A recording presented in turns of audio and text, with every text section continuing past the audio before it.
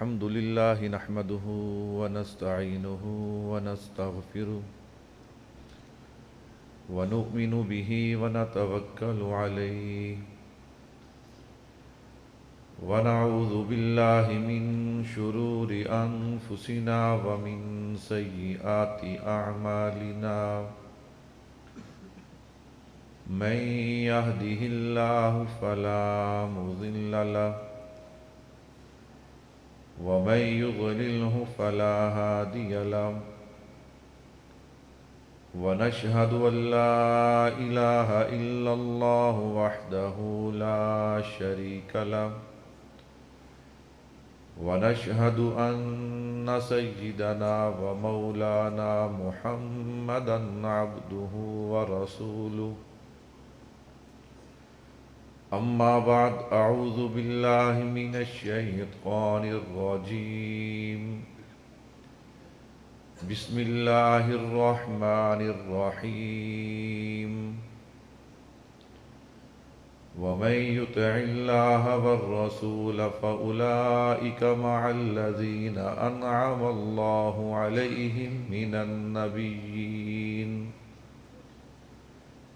النبيين والصديقين والشهداء والصالحين وحسن أولئك رفيقا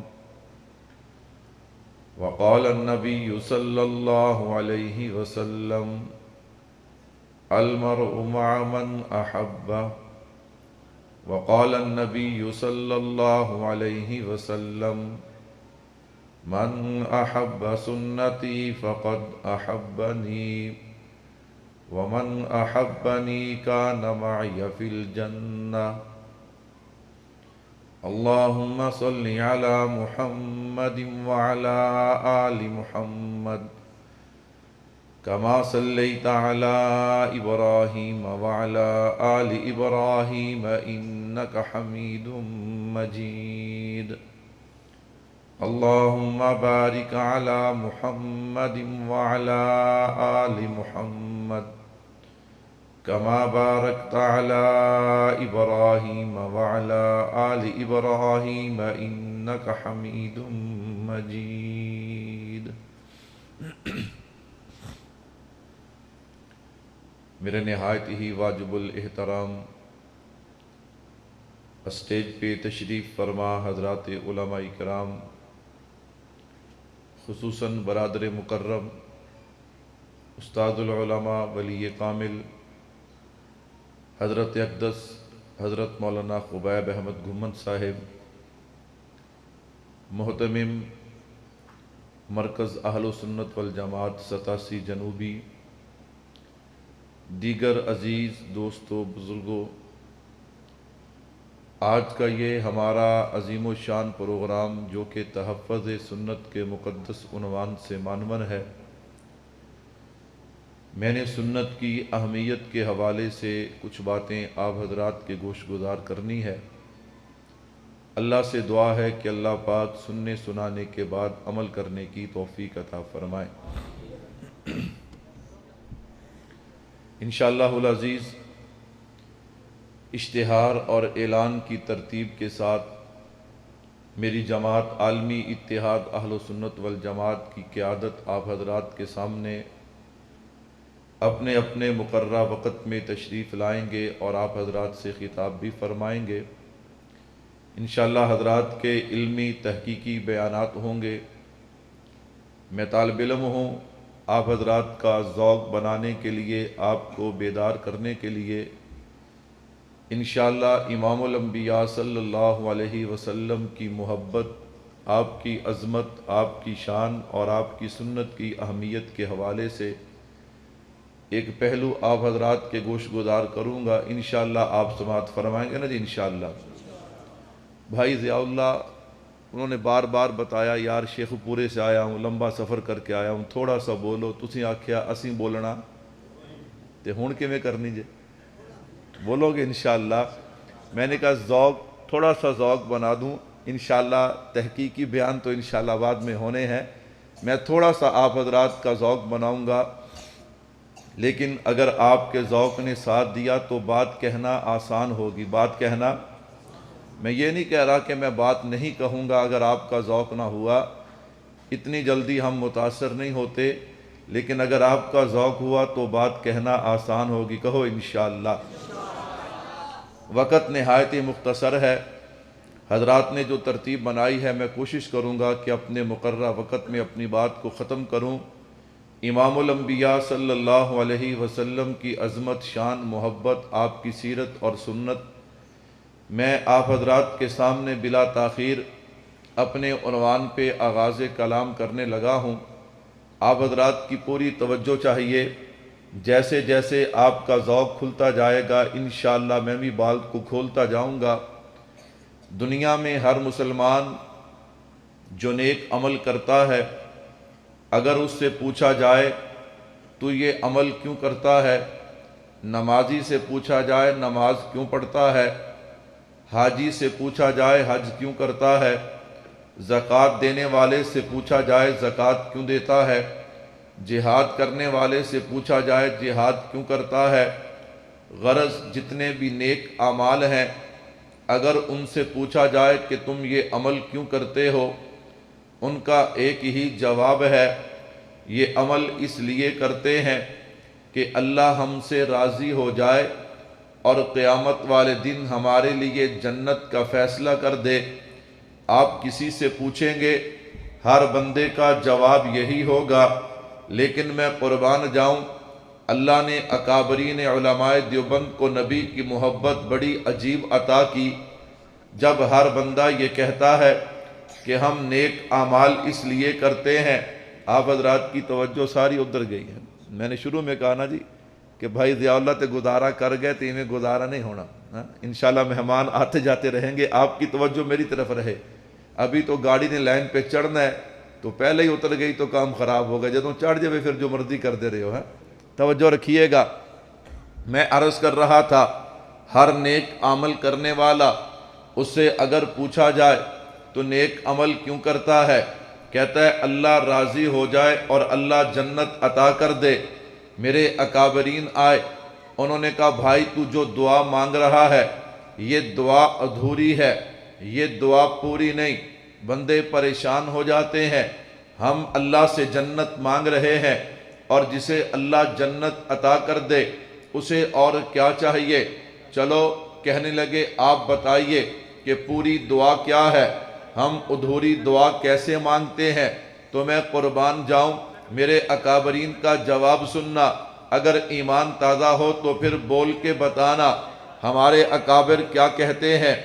رب سے یوں مانگا کرو، اللہ قیامت والے دن جنت بھی دینا، جنت میں مصطفیٰ کے قدموں میں جگہ بھی عطا کر دینا۔ میرے بھائیو توجہ کیجئے گا، جنت بھی دینا اور جنت میں مصطفیٰ کے قدموں میں جگہ بھی عطا کر دینا۔ ایک بندہ کہنے لگا، کہتا ہے مولوی صاحب عنوان تو بڑا پیارا باندھا ہے، بات تو بڑی اچھی کی ہے، لیکن اس پہ کوئی دلیل بھی ہے یا صرف یہ تمہارے اکابر کا ذوق ہے؟ میں نے کہا الحمدللہ اس پر ہمارے پاس دلیل بھی ہے۔ کہتا کیا دلیل ہے؟ میں نے کہا چلو قرآن کریم سے آغاز کرتے ہیں، اب آپ کی پوری توجہ چاہیے، صرف 30 منٹ 5 منٹ گزر گئے، 25 منٹ باقی ہیں اور میں نے اس عنوان کو کھول کے آپ حضرات کے گوش گزار کرنا ہے۔ کہتا ہے مولوی صاحب کوئی دلیل بھی ہے؟ میں نے کہا اٹھائیے قرآن کریم، میرے نبی کے جلیل القدر صحابی حضرت ثوبان رضی اللہ تعالیٰ عنہ میرے نبی کی مجلس میں آئے ہیں، چہرہ اترا ہوا، بہت پریشان، جیسے بندہ بڑے دنوں سے بیمار ہوتا ہے۔ میرے نبی کی مجلس میں آ کر بیٹھے، آقا نے دیکھا، آقا پوچھتے ہیں ثوبان کیا بات ہے، مجھے کہنے دینا، صحابہ کی قسمت کے کیا کہنے، اگر دنیا میں کوئی بندہ پریشان ہو اس سے اس کا باپ پوچھتا ہے کہ کیا بات ہے، بھائی پوچھتا ہے کیا بات ہے، ماں پوچھتی ہے کیوں پریشان ہے، دوست پوچھتے ہیں ہاں جناب، شاگرد کو استاد پوچھتا ہے، اگر مرید پریشان ہو تو پیر پوچھتا ہے، لیکن صحابہ کی عظمت کے کیا کہنے، صحابہ پریشان ہوتے ہیں تو مصطفیٰ پوچھتے ہیں۔ پوچھا میرے پیارے تجھے کیا بات ہے، تو پریشان کیوں ہے، تو بیمار ہے، آخر کوئی وجہ، اتنا پریشان کیوں ہے؟ حضرت ثوبان رضی اللہ تعالیٰ عنہ کا جواب سننا۔ حضرت ثوبان کیا فرماتے ہیں؟ آقا میں بیمار تو نہیں لیکن پریشان ضرور ہوں، تجھے کیا پریشانی ہے؟ اب ذرا جواب سننا۔ حضرت ثوبان کیا فرماتے ہیں؟ پوری توجہ رکھنا۔ حضرت ثوبان فرماتے ہیں آقا جب تک تو آپ کی مجلس میں ہوتا ہوں اور آپ کے چہرے کی زیارت کرتا ہوں، جب تک آپ کے مجلس میں ہوتا ہوں، آپ کے چہرے کی زیارت کرتا ہوں، مجھے بتانے دینا یہ چہرہ کون سا چہرہ ہے۔ اگر آپ کا ذوق میں تھوڑا سا اس چہرے کا تعارف کروا دو۔ حضرت ثوبان کیا فرماتے ہیں؟ جب تک میں آپ کی مجلس میں ہوتا ہوں اور آپ کے چہرے کی زیارت کرتا ہوں، اللہ نے میرے نبی کو چہرہ کیسا عطا کیا، اللہ نے میرے نبی کو حسن و جمال کیسا عطا کیا۔ آج ذرا میں اپنے نبی کے چہرے کی ایک جھلک بھی پیش کرتا جاؤں، اپنے نبی کے حسن اور جمال کی ایک جھلک بھی پیش کرتا جاؤں۔ میرے نبی کے حسن کو سمجھنے سے پہلے ذرا تو احادیث مبارکہ سننا۔ جو بندہ کہتا ہے مولوی صاحب میں گہرائی میں اتر کے نبی کی سیرت کو سنتا ہوں، میں اسے دعوت دیتا ہوں میں نبی کے سیرت کے، نبی کے حسن و جمال کے ٹھاٹھے مارتے سمندر سے کچھ موتی نکال کے تیرے دامن میں ڈالنے لگا ہو۔ میرے نبی کا حسن و جمال کیا ہے؟ اللہ کے نبی فرماتے ہیں ان اللہ جمیل و یحب الجمال۔ کیا مطلب؟ اللہ خوبصورت ہے، اللہ خوبصورتی کو پسند کرتے ہیں۔ اور دوسری روایت میں فرمایا انا حبیب اللہ، اللہ نے مجھے اپنا حبیب بنایا ہے۔ اللہ خوبصورت ہے، خوبصورتی کو پسند کرتے ہیں اور اللہ نے آپ کو اپنا حبیب بنایا ہے۔ اب اٹھانا قرآن، اللہ فرماتے ہیں لَقَدْ خَلَقْنَا الْإِنسَانَ فِي أَحْسَنِ تَقْوِيمٍ، میں نے کائنات کا ہر انسان خوبصورت بنایا ہے۔ تو پھر مجھے کہنے دے جو رب خوبصورتی کو پسند کرتا ہے اس نے تجھے اور مجھے بنایا تو خوبصورت بنایا۔ سوچنا جب اس نے اپنے حبیب کو بنایا ہوگا تو کتنا خوبصورت بنایا ہوگا۔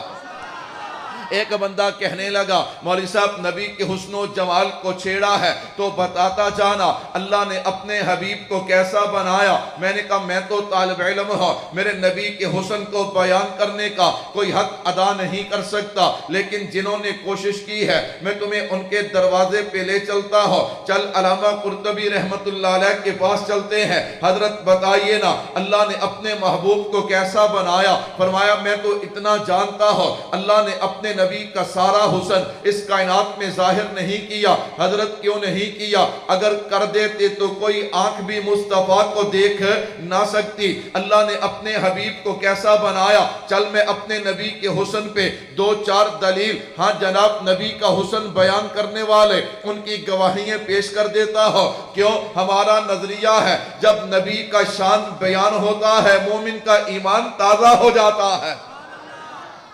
انہاں دا تازہ ہو رہا ہے، ادھر نے قسم چکی ہے انہاں نہیں بولنا، توڑا بھی تازہ ہو رہا کہ نہیں بولا؟ سارے کا تو سبحان اللہ۔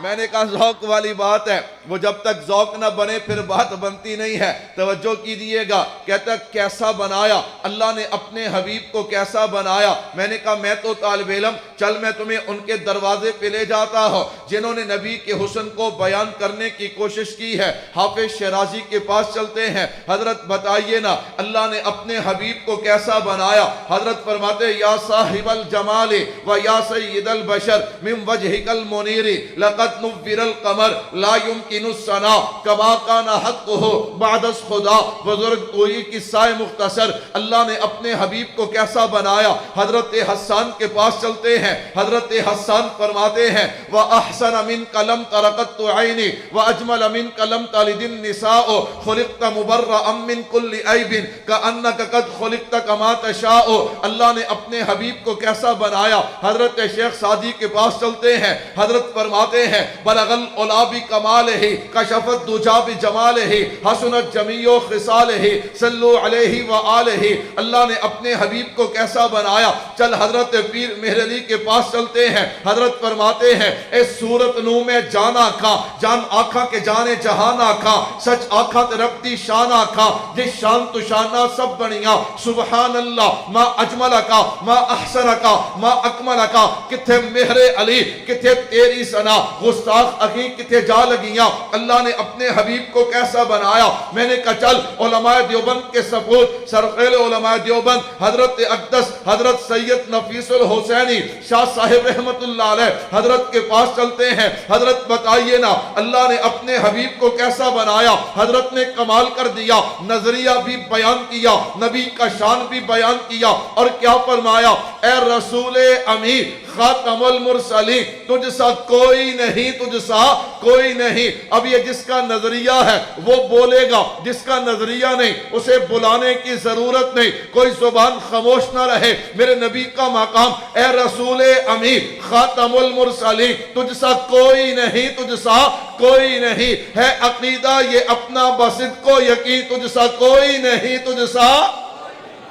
अल्लाह ने अपने हबीब को कैसा बनाया, अल्लाह ने अपने महबूब को हुस्नो जमाल कैसा दिया है। मैंने कहा चल नबी के हुस्नो जमाल की बात चली है, हाँ जमादियो सानी मेरा दिल चाहता है मैं इस पे एक बात और सुना के फिर मैं अपने उन्वान पे आता हूँ। तवज्जो करना, अल्लाह ने अपने हबीब को जमाल कैसा दिया, हुस्न कैसा दिया, चेहरा कैसा अता किया। एक बंदा कहने लगा, कहता मौलवी साहब एक बात बताता था। मैंने कहा कौन सी बात? कहता मौलवियां दी एक गल समझ नहीं आती। मैंने कहा कौन सी बात समझ नहीं आती? कहता देखना अभी जमादियो सानी आया है, अब उलमा अपने अपने जुमे के बयानात में और जनाब तकरीर में क्या कहेंगे, वो वाक़या हिजरत बयान करेंगे। मैंने की कौन सी हिजरत? कहने लगा हिजरत मदीना मुनव्वरा। मैंने कहा वो हिजरत तो नहीं कि जिससे पहले जब तक नबी के कदम नहीं लगे थे लोग उस बस्ती को यसरब बीमारियों का घर कहते थे। जब मुस्तफा के कदम लगे हैं, इधर मेरे महबूब के कदम लगे,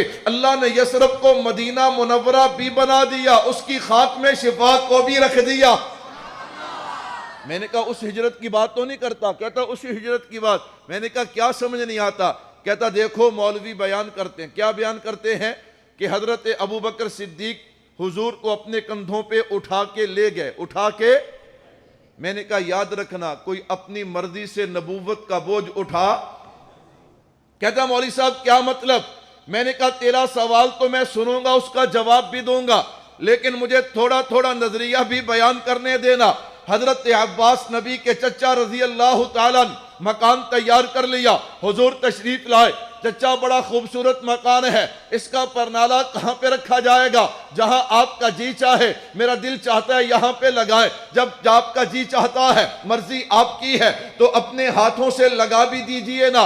चचा जगह ऊंची है, हाथ कैसे पहुंचेगा? मैं नीचे बैठता हूं, आप मेरे कंधों पे आइए, मैं उठाकर आपको ऊपर करूंगा, आप लगा दीजिए। हजरत अब्बास के कंधों पे हुजूर आए हैं और उठना चाहते हैं हजरत अब्बास, लेकिन दोनों हाथ जमीन पे आ जाते हैं। मेरे महबूब क्या फरमाते हैं, चचा याद रख नबूवत का बोझ हर कोई उठा सकता, हर कोई उठा नहीं सकता। मैंने कहा इसी हिजरत की बात कर रहा है। कहता इसी हिजरत की बात कर रहा हूं। मैंने कहा अच्छा तू कहना क्या चाहता है, पूछना क्या चाहता है, तुझे कौन सी बात समझ नहीं आती? तुम मौलवी बयान करते हो कि सैयदना सिद्दीक अकबर हुजूर को गारे सौर में लेकर गए। मैंने कहा हाँ लेकर गए, सारे सुराख बंद कर दिए, एक सुराख बचा है, उस पे जनाबे सिद्दीक अकबर ने एड़ी लगाई है। मैंने कहा बिल्कुल ठीक है। फिर हुजूर को बुलाया है, हुजूर मुस्तफा आका जो है वो सिद्दीक की गोद में आकर लेट गए हैं। मैंने कहा बिल्कुल ठीक है, लेकिन एक लम्हे के लिए ठहरना, मैं तेरा सवाल बाद में सुनूंगा, एक बात मुझे भी तो सुनाने देना। कहते चल पहले तू अपनी सुना ले, तू क्या कहना चाहता है? मैंने कहा हुजूर आए, सिद्दीक की गोद में लेट गए, मेरे रब ने बता दिया। क्या बता दिया? और दुनिया वालों याद रखना, सिद्दीक का जाहिर भी पाक है, सिद्दीक का बातिन भी पाक है।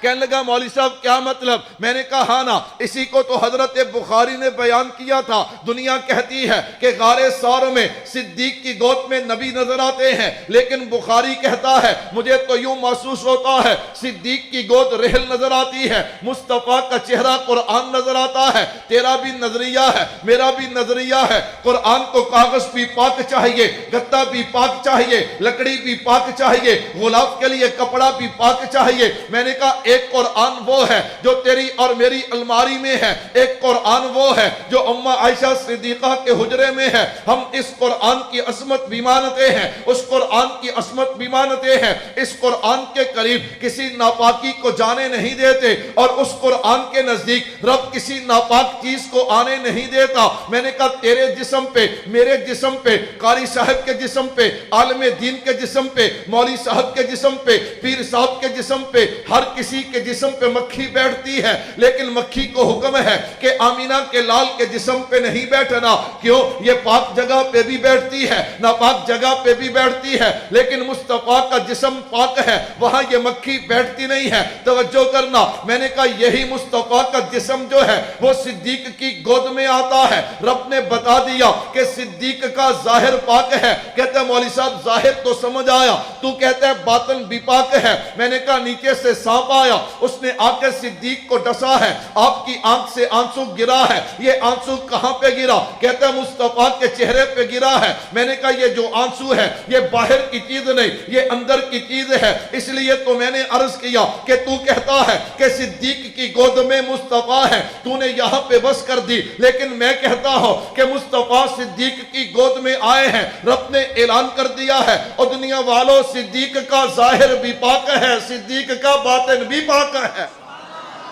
میں نے کہا بھائی اب تو اپنا اعتراض پیش کر لے، تجھے کون سی بات سمجھ نہیں آتی؟ کہتا ہے مولوی صاحب تم مولوی بیان کرتے ہو کہ سیدنا صدیق اکبر نے سارے سوراخ بند کر دیے، ایک سوراخ بچا ہے، اس پہ صدیق نے ایڑی لگائی ہے، نیچے سے سانپ آیا، اس نے آ کر ڈسا ہے، اور جناب صدیق اکبر نے اپنے پاؤں کو حرکت نہیں دی۔ میں نے کہا بالکل ٹھیک ہے۔ کہتا ہے مولوی صاحب سوچ تو صحیح، یہ کیسے ہو سکتا ہے؟ ایک آدمی جا رہا ہو، اس کے تلووں میں کانٹا لگ جائے، پورا جسم کانپ جاتا ہے، ڈاکٹر کے پاس جائے، وہ انجیکشن لگانے کے لیے سوئی رکھتا ہے، پورا جسم کانپ جاتا ہے، لیکن یہاں پہ سانپ ڈسے، ابو بکر اپنے پاؤں کو حرکت نہ دے، یہ کیسے ہو سکتا ہے؟ میں نے کہا پیارے اگر دل میں عشق مصطفیٰ ہو پھر ایک بار نہیں 1000 بار ہو سکتا ہے، اگر عشق مصطفیٰ نہ ہو پھر جناب والا اس کے تو کہنے کیا ہے؟ کہتا ہے اللہ اکبر، تو عشق کی بات نہ کر، تو دلیل کی بات کر۔ میں نے کہا آزرا مجھے اندازہ تو ہو گیا تیرا اعتراض بتا رہا ہے کہ تیرے دل میں عشق مصطفیٰ نہیں۔ کیوں؟ اگر دل میں عشق مصطفیٰ ہو پھر ایک بار نہیں یہ 1000 بار ہو سکتا ہے۔ کہنے لگا دلیل ہونی چاہیے، صرف عشق کی بات نہیں۔ میں نے کہا ہاں ایک بندہ جائے گا جنت میں، کہاں جائے گا؟ تسی تھک گئے ہو بول دے نہیں، کہاں جائے گا؟ جنت میں جائے گا، جا کر کہے گا اللہ مجھے تیری جنت میں مزہ نہیں آیا، مجھے دوبارہ دنیا میں بھیج، میں تیرے نام پہ کٹنا چاہتا ہوں۔ یہ بندہ کون ہے؟ توجہ کرنا میرے بھائی، یہ بندہ کون ہے؟ علماء بتاتے ہیں یہ شہید ہے، شہید۔ اللہ اکبر، یا تو عجیب آدمی ہے، تو جنت میں گیا اور جا کر کہتا ہے اللہ مجھے تیری جنت میں مزہ نہیں آیا، مجھے دوبارہ دنیا میں بھیج، تجھے گولی لگی، تلوار لگی، تیر لگا، تو زخمی ہوا، تڑپا، تیرا خون نکلا، اتنی تکلیف کے بعد جنت میں گیا، اب کہتا ہے اللہ مجھے دوبارہ دنیا میں بھیج۔ اہل علم بتاتے ہیں یہ دیکھنا تو تیرے اور میرے لیے ہے کہ تڑپ رہا ہے، خون بہ رہا ہے، وگرنہ ادھر شہید کو گولی لگتی ہے، ادھر اللہ اپنا دیدار عطا کر دیتے ہیں۔ یہ اللہ کے دیدار میں ایسا مست ہوتا ہے، اسے کوئی تکلیف محسوس نہیں ہوتی۔ میں نے کہا چلنا، قرآن کریم کی تفسیر ہے، زلیخا حضرت یوسف علیہ السلام پہ فریفتہ ہو گئی، محلے کی عورتوں نے تانا مارا، یہ بڑی سمجھدار عورت ہے، اس نے کہا یوں سمجھاؤں گی ان کو بات سمجھ نہیں آئے گی۔ اس نے دسترخوان بچھا دیا، عورتوں کو بلا لیا، ہاتھوں میں پھل پکڑا دیے اور چھریاں دی ہیں،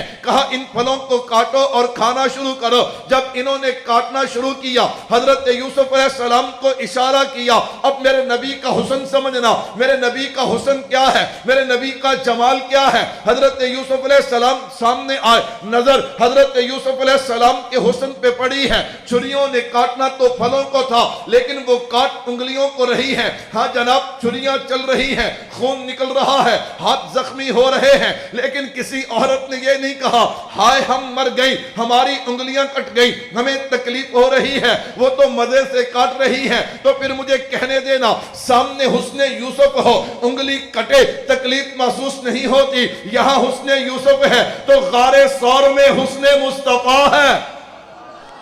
غار سور میں حسن مصطفیٰ ہے، میں قربان ہو جاؤں۔ یہی بات میں نے چند دن پہلے، یہ 48 چک ہے وہاں پہ کہی، وہاں امام صاحب تقریباً 70 سال کے قریب ان کی عمر ہے، مجھے کہنے لگے مولوی صاحب یہ جو بات تو نے آج سنائی ہے نا، میں نے 1965 میں علامہ دوست محمد قریشی رحمت اللہ علیہ ان کی زبان سے سنی۔ میں تجھے ایک بات اور بتاتا ہوں، حضرت نے یہاں تک بیان کیا، کہا دنیا والو صدیق کا شان دیکھو، صدیق کا مقام دیکھو، وہ جو جناب والا حضرت یوسف علیہ السلام کو دیکھ کر جنہوں نے اپنی انگلیاں زخمی کی، ان کی مرم پٹی حضرت یوسف علیہ السلام نے نہیں کی، لیکن صدیق کو سام ڈسا ہے تو میرے نبی نے لعاب لگا کے صدیق کا علاج بھی کر دیا ہے۔ تو میں عرض کر رہا تھا اللہ نے اپنے نبی کو حسن و جمال کیسا دیا، بات یہاں سے چلی تھی۔ حضرت صوبان فرماتے ہیں آقا جب تک آپ کی مجلس میں ہوتا ہو اور آپ کے چہرے کی زیارت کرتا ہو،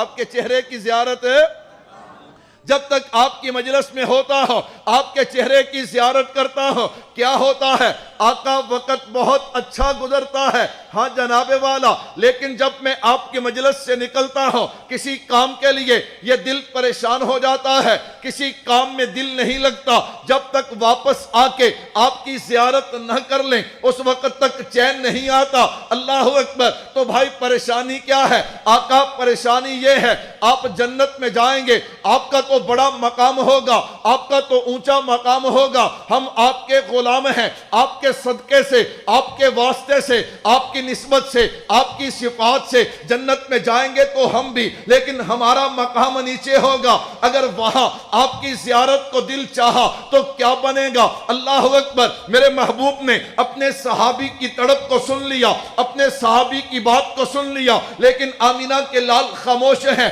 ابھی کوئی بات نہیں فرما رہے۔ وَمَا يَنْتِقُ عَنِ الْهَوَىٰ، جب تک وحی آتی نہیں ہے، مصطفیٰ گفتگو فرماتے نہیں ہیں، آقا پا بھی خاموش ہیں۔ آسمانوں سے جبرائیل امین اتر آئے، وَمَن يُطِعِ اللَّهَ وَالرَّسُولَ فَأُولَٰئِكَ مَعَ الَّذِينَ أَنْعَمَ اللَّهُ عَلَيْهِم مِّنَ النَّبِيِّينَ وَالصِّدِّيقِينَ وَالشُّهَدَاءِ وَالصَّالِحِينَ وَحَسُنَ أُولَٰئِكَ رَفِيقًا۔ کیا معنی؟ اہل علم ہے، میں عوام کو سمجھانے کے لیے عوامی لہجے میں اس کا مفہوم عرض کرتا ہوں۔ میرے محبوب پہ جب یہ قرآن کی آیت اتری ہے، میرے محبوب نے حضرت صوبان کو بتایا، صوبان خوش ہو جا، اللہ نے تیری بات کا فیصلہ کر دیا۔ کیا فیصلہ کر دیا؟ کہ صحیح معنوں میں مصطفیٰ کا غلام بننا تمہارا کام ہے، مصطفیٰ کی اطاعت کرنا تمہارا کام ہے، اور جنت میں مصطفیٰ کے قدموں میں جگہ عطا کر دینا عرش والے خدا کا کام ہے۔ میرے بھائیوں میں نے عرض کیا میرے اکابر کیا کہتے ہیں، میرے اکابر فرماتے ہیں اللہ سے جنت بھی مانگو اور جنت میں مصطفیٰ کے قدموں میں جگہ۔ لوگ کہتے جی دیوبند والے نبی کو نہیں مانتے، میں نے کہا ذرا اپنی سوچ دیکھ اور جناب ہمارے اکابر کی سوچ دیکھ، تو اور میں جنت میں بیٹھے ہیں، لیکن ہمیں کتنا پیارا سبق دیا کہ صرف جنت نہیں، ساتھ یہ بھی مان کہ اللہ جنت میں مصطفیٰ کے قدموں میں جگہ بھی عطا کرے۔ میں نے کہا اگر میں عنوان کو چھیڑوں مجھے لمبا وقت چاہیے، بس اکابر کی بات آئی ہے، میں اپنے اکابرین پہ ایک دو باتیں عرض کر کے اپنی بات کو ختم کرتا ہوں۔ میں نے کہا الحمدللہ میرے اکابر حضور کو بھی مانتے ہیں، حضور کو بھی مانتے ہیں، حضور اللہ کے نبی سے پوچھ لیتے ہیں آقا آپ سے محبت کرنے والا کون ہے؟ آج ہر بندہ کہتا ہے مجھے محبت، مجھے محبت، مجھے محبت۔ آقا فیصلہ فرما دیجئے، فرمایا من احب سنتی فقد احبنی۔ کیا مطلب؟ جو میری سنت سے پیار کرتا ہے وہ مجھ سے۔ میرے اکابر نے صرف دعوے نہیں کیے، صرف نعرے نہیں لگائے، میرے نبی کو بھی مانا ہے، میرے نبی کی بھی مانی ہے۔ میں قربان جاؤں میرے اکابر نے نبی کی عظمت کو بھی بیان کیا اور نبی کی سنت کا بھی حق ادا کیا۔ اب میں زیادہ لمبی بات نہیں کرتا، بانی دارالعلوم دیوبند حضرت مولانا قاسم ننوتوی رحمت اللہ علیہ، اللہ نے کیسا عشق عطا کیا، کیسی نبی کی محبت عطا کی ہے، میں قربان جاؤں۔ آئیے نا ذرا حضرت کے پاس چلتے ہیں۔ حضرت بتائیے اللہ نے اپنے نبی کو شان کیا دیا، اپنے نبی کو مقام کیا دیا۔ ابھی مجھ سے قبل مولا نے آپ کو حضرت کے اشعار سنائے، میں نے کہا حضرت بتائیے، میرے 2 سے 3 منٹ باقی ہیں اور میں نے نبی کا شان سنا کے اپنی بات کو ختم کرنا ہے۔ حضرت نے قلم اٹھایا، نبی کی سیرت، نبی کی عظمت کے ٹھاٹھے مارتے سمندر سے کچھ موتی نکال کے میرے اور آپ کے دامن میں ڈال دیے۔ حضرت کیا فرماتے ہیں کہ سب سے پہلے مشیت کے انوار سے یہ بانی دارالعلوم دیوبند ہے جو نبی کا مقام بیان کر رہے ہیں، جو نبی کا شان بیان کر رہے ہیں کہ سب سے پہلے مشیت کے انوار سے نقش روئے محمد بنایا گیا۔ میں نے کہا توجہ کرنا، حضرت کے یہ جو اشعار ہیں آپ نے پڑھے بھی ہوں گے، آپ نے سنے بھی ہوں گے، لیکن آپ اس کی گہرائیوں میں نہیں اترے کہ حضرت کیا بیان کرنا چاہتے ہیں۔ میں یہ نہیں کہتا میں گہرائیوں میں اترنے کا حق ادا کر دوں گا، لیکن میں کوشش ضرور کروں گا، اس لیے کہ نبی کا شان بیان ہوتا ہے، مومن کا ایمان تازہ ہو جاتا ہے۔ سب سے پہلے مشیت کے انوار سے میں نے کہا ہاں اگر تاریخ کائنات کو اٹھا کر دیکھا جائے، واقعی کائنات میں ایک وقت ایسا تھا نہ آسمان تھا، نہ زمین تھی، نہ دن تھا، نہ رات تھی، نہ چاند تھا، نہ چاندنی تھی، نہ سورج تھا، نہ کرنیں تھی، نہ ستارے تھے، نہ جگمگاہٹ تھی، نہ صبح تھی، نہ شام تھی، نہ گرمی تھی، نہ سردی تھی، نہ جنت تھی، نہ جہنم تھی، نہ خزاں تھی، نہ بہار تھی، نہ گرمی تھی، نہ پانی تھا، نہ بلبل تھی، نہ چہک تھی، نہ سبزہ تھا، نہ لہک تھی، نہ دریا تھا، نہ موج تھی، نہ سمندر تھا، نہ کنارہ تھا، نہ آدم تھا، نہ آدمیت تھی، نہ انسان تھا، نہ انسانیت تھی، نہ حیوان تھا، نہ حیوانیت تھی، نہ جذبہ تھا، نہ احساس تھا، نہ اقرار تھا، نہ انکار تھا، نہ آہ تھی، نہ فریاد تھی، نہ رونا تھا، نہ مسکرانا تھا، نہ سونا تھا، نہ جاگنا تھا۔ غرض کائنات میں کچھ نہیں تھا۔ اللہ نے سب سے پہلے ایک روح کو پیدا کیا، اول ما خلق اللہ من روح، اور اس روح کا نام رکھا محمد صلی اللہ علیہ وسلم۔ یہ تابندہ ستارہ کیا جگمگایا کہ سلسلہ چل نکلا، چراغ سے چراغ جلنے لگے، اور دیکھتے ہی دیکھتے پوری کائنات مرد وجود میں آ گئی اور سارا جہاں جگمگانے لگا۔ اسی کو حضرت نانوتوی نے یوں بیان کیا کہ سب سے پہلے مشیت کے انوار سے نقش روئے محمد بنایا گیا، پھر اسی نقش سے مانگ کر روشنی بس میں کونوں مکان کو سجایا گیا۔ وہ محمد بھی، احمد بھی، محمود بھی، حسن مطلق کا شاہد بھی، مشہود بھی، علم و حکمت میں وہ غیر محدود بھی، ظاہراً امیوں میں اٹھایا گیا۔ حشر کا غم کس لیے ہو اے قاسم مجھے، میرا آقا ہے وہ، میرا مولا ہے وہ، جس کے قدموں میں جنت بسائی گئی، جس کے ہاتھوں سے کوثر لٹایا گیا۔ میرا وقت پورا ہو گیا تو میں نے کہا میرے اکابر نے کیا دعوت دی ہے کہ جنت بھی مانگو، جنت میں مصطفیٰ کے قدموں میں جگہ بھی مانگو۔ اور میرے آقا نے بتا دیا کہ جناب جو میری سنت سے پیار کرتا ہے وہ مجھ سے پیار کرتا ہے، اور جو مجھ سے پیار کرتا ہے اللہ اسے جنت بھی دے گا، کان معی فی الجنہ، اور میرے قدموں میں جگہ بھی دے گا۔ اللہ عمل کی توفیق عطا فرمائے۔ وما علینا الا البلاغ۔ لا إله إلا الله، لا إله إلا الله، لا إله إلا الله، ما لنا رب سواه. لا إله إلا الله.